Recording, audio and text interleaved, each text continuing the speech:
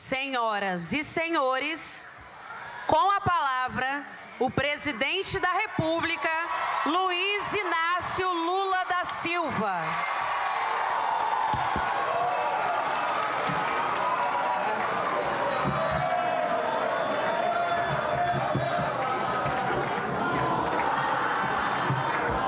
Queridas companheiras,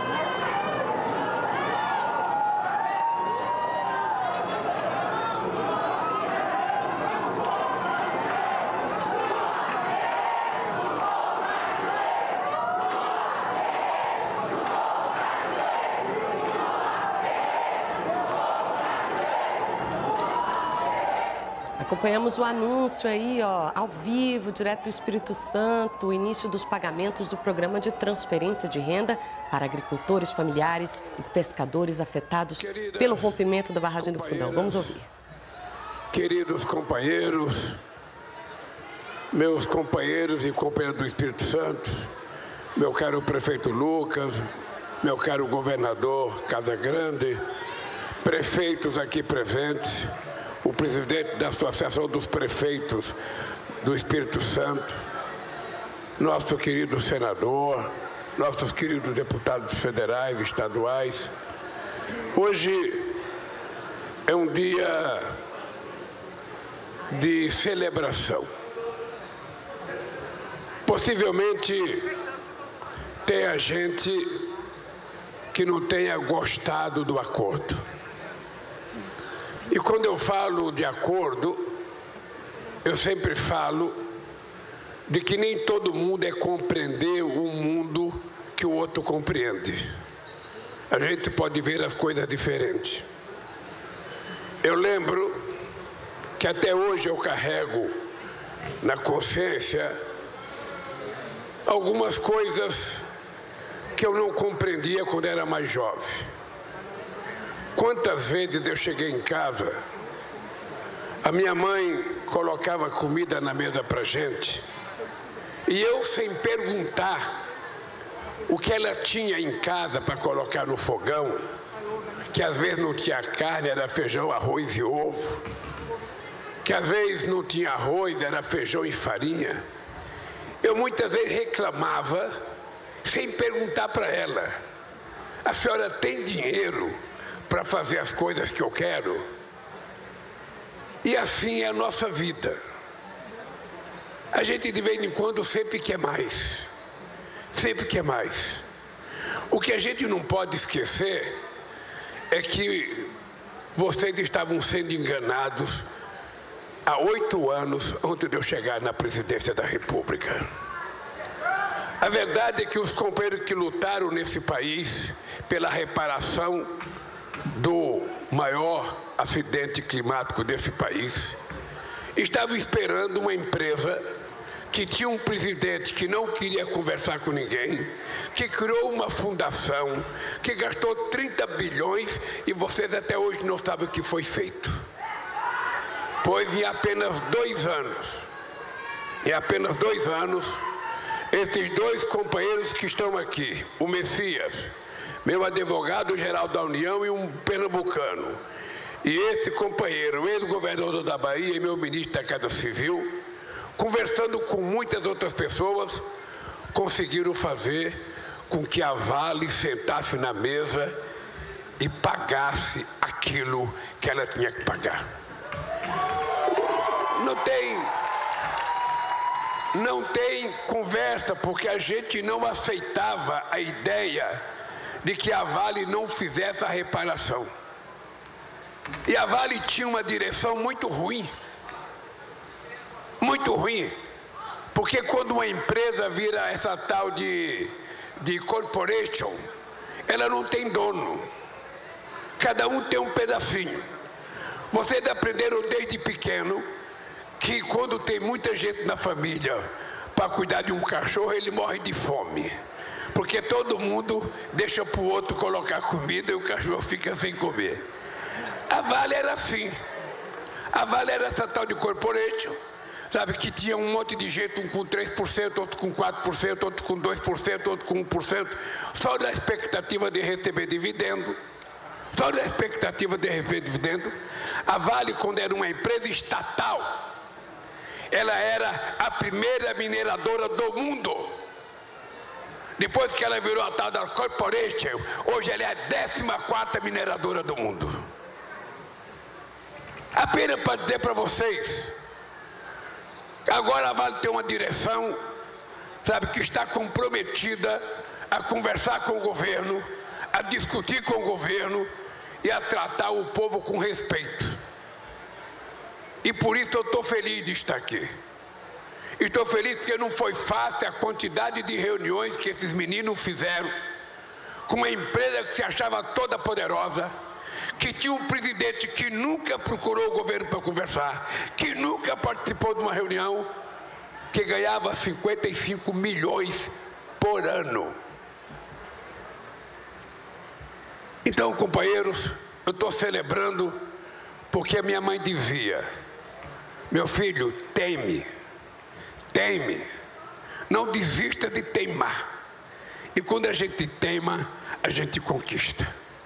Nós estamos anunciando hoje o pagamento aqui, já fizemos em Mariana há um mês atrás. Eu era para ter vindo aqui o mês passado, não deu para vir, mas vim agora. E vou lamentando porque eu queria visitar os estragos todos que foram feitos e não vai dar.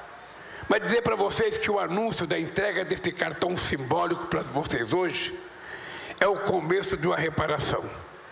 Tem alguns companheiros que ainda acreditam num processo que está acontecendo em Londres. E quando nós fizemos o acordo, a gente não pediu para ninguém desistir do processo. Quem fez o acordo, sim. Mas quem não quisesse fazer acordo é livre para decidir esperar. E espere. Quem sabe Deus ajuda e se consiga fazer uma coisa muito melhor do que nós fizemos, e aí a gente vai atrás. Mas vamos deixar. Bem, mas o que é importante vocês saberem é que cada vez que eu visito o Estado, eu fico pensando como a vida dos estados e dos municípios são difíceis. Quantas vezes esse país tem presidente da República que não conversa com os governadores? Quantas vezes os governadores passam anos sem receber um presidente da República e não recebem uma obra? Se eu perguntasse aqui, se vocês lembram qual é a obra que o ex-presidente da República fez no Espírito Santo, eu duvido que mesmo o cara que votou nele saiba uma obra que ele fez.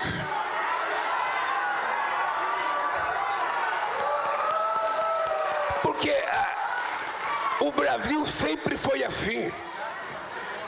O Brasil, eu posso olhar, eu posso dizer para o governador Casagrande, pode dizer para o governador, na frente do governador, pode pesquisar a história desse Estado.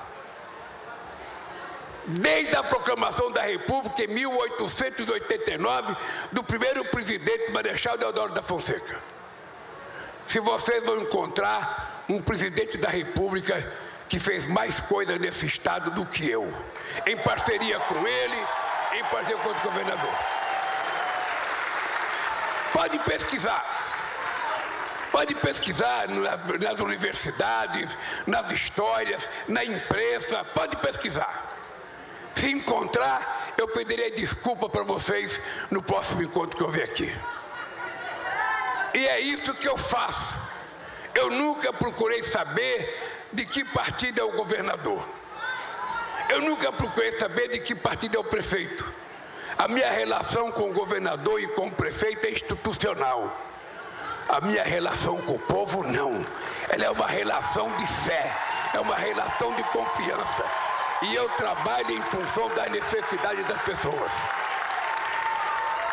Hoje eu estou aqui anunciando a entrega de um cartão, mas hoje de manhã eu já gravei um vídeo anunciando aos aposentados que foram roubados pela quadrilha montada pelo governo passado.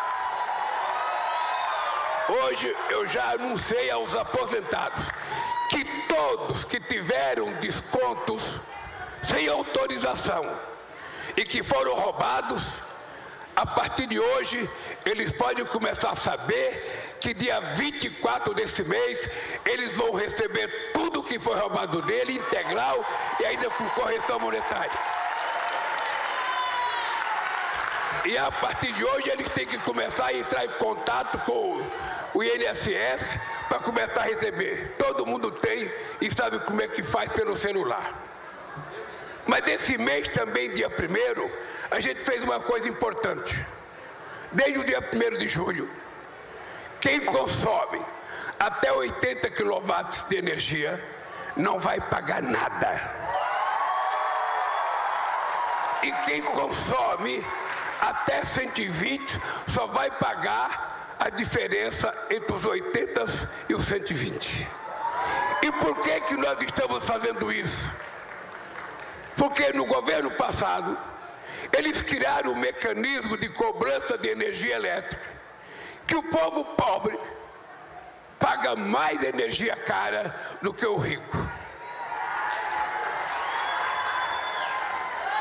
E nós achamos que nenhuma sociedade vai para frente se a gente não fizer o povo de baixo subir a escada e chegar no andar de cima. E nós queremos chegar no andar de cima. Nós queremos melhorar a vida do povo. E nós ainda vamos anunciar muita coisa nesse país. É importante vocês lembrarem que quando nós chegamos no dia 2023, esse país estava quebrado. Totalmente quebrado. Não sei se vocês lembram que nós tivemos que fazer uma PEC da transição antes de eu começar a governar. E por que fazer uma PEC da transição? Para poder ter dinheiro para a gente começar a governar e ainda pagar a dívida daquela coisa que governou o país.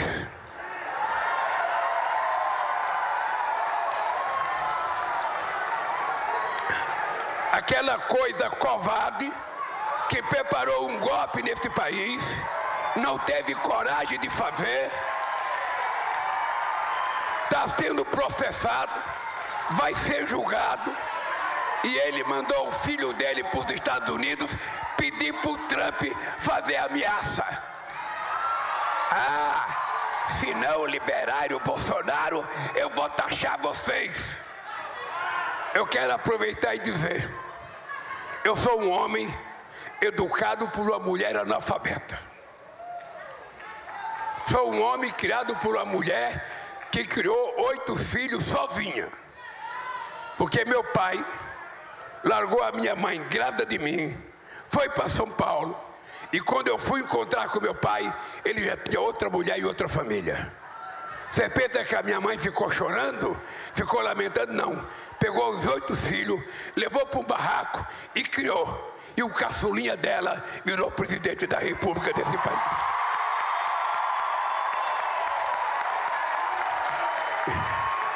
E se tem uma coisa que a minha mãe ensinou, é que a gente não pode baixar a cabeça. Não baixa a cabeça. Eu respeito todo mundo. Eu respeito um patrão, respeito um empregado. Eu respeito um banqueiro, eu respeito um bancário. Eu respeito o comerciante e respeito o comerciário. Eu respeito o vereador e respeito o presidente da República. Eu sou o cara que mais disputei a eleição para presidente desse país. Pego o histórico para saber se um dia eu ofendi um adversário. Porque minha mãe, embora fosse analfabeta, educação não vem da universidade. Educação vem da mãe dela e ela passou para mim e eu tenho que passar para os meus filhos.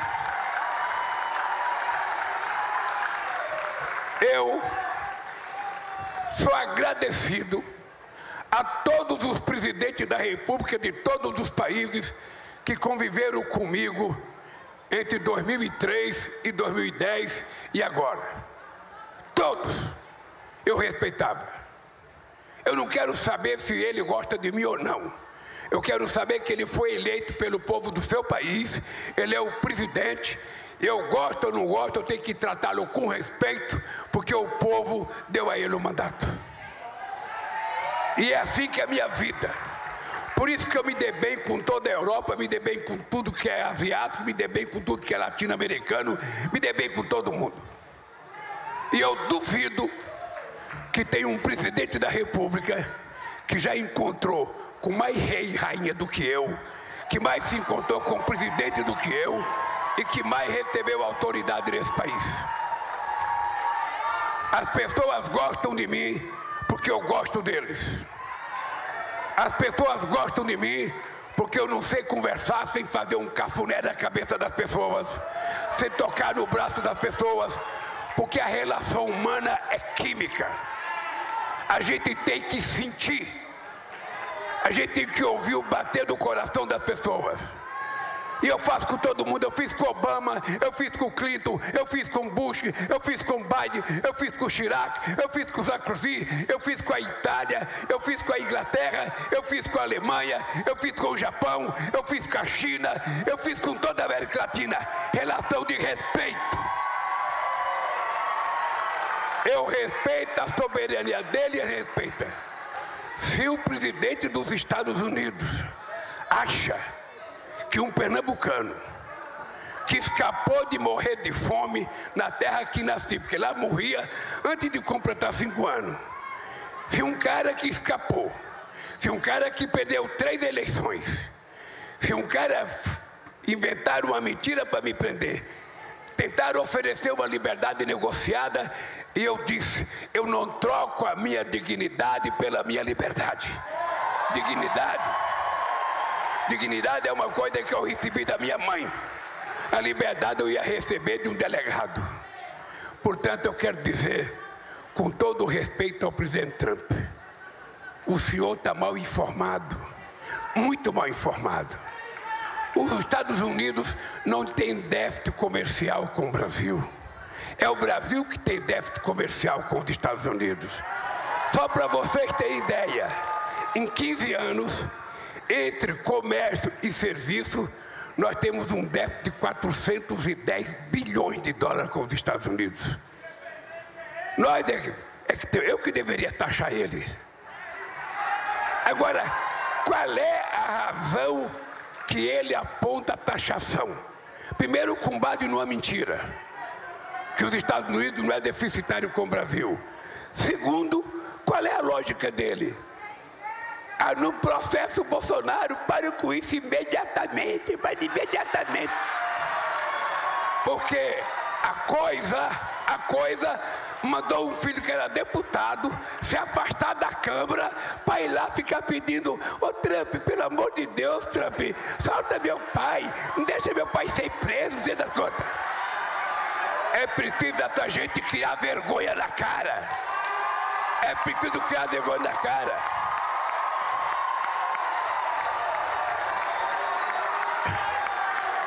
É preciso criar vergonha na cara. Porque a coisa mais pequena de um homem é ele não ter caráter. Vocês viram ontem o filho dele na internet lendo uma carta. Ô Trump, sabe? Fala que você não vai taxar se meu pai não for preso. Que homem que é esse, gente? Que tipo de homem que é esse? Que não tem vergonha de enfrentar o processo dele de cabeça erguida e provar que foi inocente. Porque quem está denunciando ele não é o governador do Espírito Santo. Quem está denunciando ele não é alguém do MAB, não é o pescador, não é o sem terra, não é ninguém do PT. Quem está denunciando ele são os generais e o ajudante de ordem dele, que era coronel do Exército. Então, vocês sabem que quando eu estava sendo processado, muitas vezes a pessoa dizia para mim: ô Lula, vai para uma embaixada. Ô Lula, sai do Brasil. Eu falava: caramba, é o seguinte, quem é inocente não baixa a cabeça, enfrenta as consequências. Então, é importante. Ontem eu disse na entrevista da Globo: se o Trump fosse brasileiro e aqui tivesse um Capitólio e ele fizesse aqui o que ele fez nos Estados Unidos, ele também ia ser preso. Ele também ia ser preso. Porque o poder judiciário é autônomo. O poder judiciário é autônomo. Não tem como eu interferir na Suprema Corte. Não. Ele vai ser julgado com base nos autos. Tem não sei quantos meses e anos já investigando, pesquisando, fazendo. Ele vai ser julgado. Se ele for inocente, ele será absolvido, como eu fui.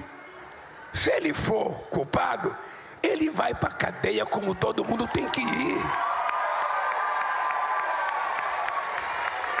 E eu quero dizer para vocês o seguinte, essa gente não vai brincar com o Brasil. Eu, primeiro, não faço nenhuma confusão entre o comportamento do presidente Trump e o povo americano.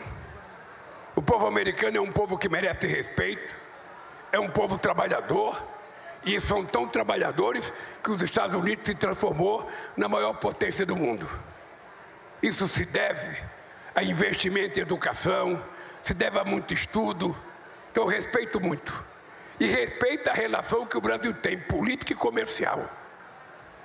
Respeito. Vou tentar brigar em todas as esferas para que não venha a taxação. Vou brigar no OMC, vou conversar com meus companheiros dos BRICS. Agora, se não tiver jeito no papo, no tete-a-tete, nós vamos estabelecer a reciprocidade. Taxou aqui, a gente taxa lá. Taxou aqui, a gente taxa lá. Taxou aqui, a gente taxa lá. Não tem outra coisa a fazer. Não tem. Eu todo dia assino muitas cartas para presidente. Eu assino carta para muito presidente. Ele nem uma carta fez, ele fez um negócio no site dele. Sentou no sofá, ô Lula, eu vou taxar, se você não soltar o Bolsonaro, eu vou taxar. Realmente, gente, essas pessoas não sabem o que é o respeito que nós temos pelo nosso país. Essa gente não sabe que nós não somos um povo qualquer. Nós somos uma mistura de indígenas, negros e europeus. Por isso que nós saímos essa espécie bonita de gente. Então, companheiros, nós vamos fazer muita coisa boa nesse país. Esperem. Esperem, porque nós passamos 2 anos reconstruindo e 1 ano plantando. Agora é o momento da colheita. Agora é o momento que nós vamos anunciar tudo o que nós fizemos. E vai acontecer muita coisa. Aliás, meu governador, o Camilo Santana passou um recado para o Rui Costa que a Faculdade de Medicina de São Mateus está pronta. É só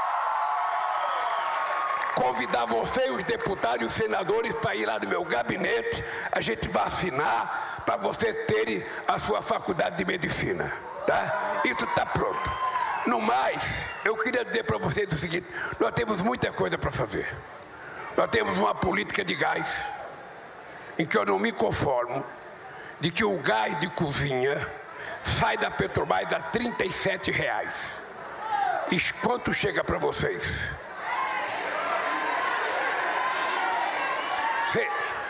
140? 140? Alguém tem que me explicar. Então nós vamos para mais de 17 milhões das pessoas mais pobres desse país garantir o gás de graça para esse povo ter como cozinhar. Nós vamos garantir. Da mesma forma que nós garantimos o pé de meia. Por que nós fizemos o pé de meia? Porque nós descobrimos que 480 mil jovens que estavam fazendo o ensino médio desistiu da escola para ajudar o orçamento da família. E se a gente não fizesse nada e deixasse 480 mil jovens por ano desistir da escola, a gente ia ter um fortalecimento muito grande na bandidagem desse país, no crime organizado. Então nós criamos o pé de meia para pagar uma poupança para cada menino e menina, sabe, que não desistir da escola, receber R$200 por mês e R$1.000 no final do ano. Quando terminar os 3 anos, ele terá R$9.000 na conta dele para ele poder começar a vida dele. Tem muita gente que diz que é gasto. Eu acho que é investimento. Gasto é se eu estivesse fazendo cadeia. Gasto é se eu tivesse que gastar com outra coisa que não educação. E ainda nós vamos fazer mais. Nós temos mais coisa para fazer, anunciar. Eu estou querendo anunciar o financiamento de motocicleta elétrica para os meninos e meninas que entregam comida nesse país. Essa meninada não tem nem banheiro para fazer as necessidades deles. Essa meninada não tem sequer refeição, carrega um pacote de comida nas costas, cheirando a comida com fome. Nós vamos ter que cuidar disso. E uma outra coisa que nós vamos ter que discutir, companheiro Messias, com Peru e ministro, é a questão da jornada de trabalho nesse país. Nós queremos convocar os empresários brasileiros, os sindicalistas brasileiros, os trabalhadores, porque a humanidade não quer mais 6 por 1. É preciso inventar o jeito de ter uma outra jornada de trabalho, mais flexível, porque as pessoas querem ficar mais em casa, as pessoas querem cuidar mais da família. A gente já não aguenta mais levantar às 5 horas da manhã, depois voltar às 7 horas da noite, mal e porcamente jantar para dormir, para levantar no dia seguinte, durante 6 dias por semana. Isso no meu tempo era uma coisa extraordinária, mas hoje a juventude já não quer mais isso. Então é importante que a gente, enquanto governo, trate de pesquisar. Vamos utilizar a universidade, vamos utilizar a OIT, vamos utilizar tudo que é organização de trabalho e vamos tentar apresentar uma nova forma de trabalhar nesse país para que a gente possa garantir mais mobilidade para as pessoas. No mais, queridos companheiros e companheiras, eu quero agradecer ao governador Casagrande,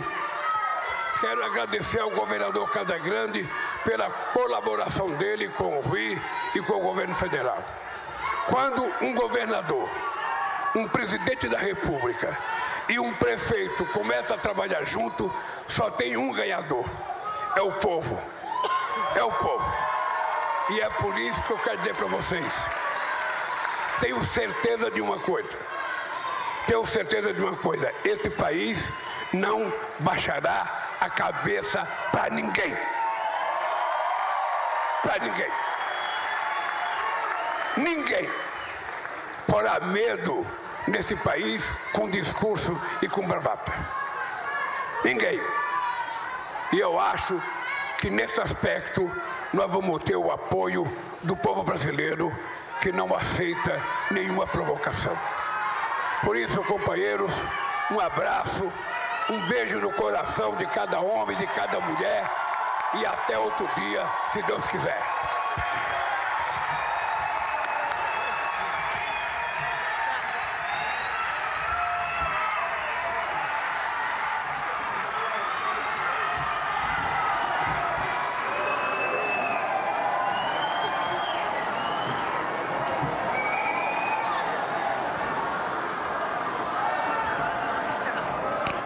Olha aí.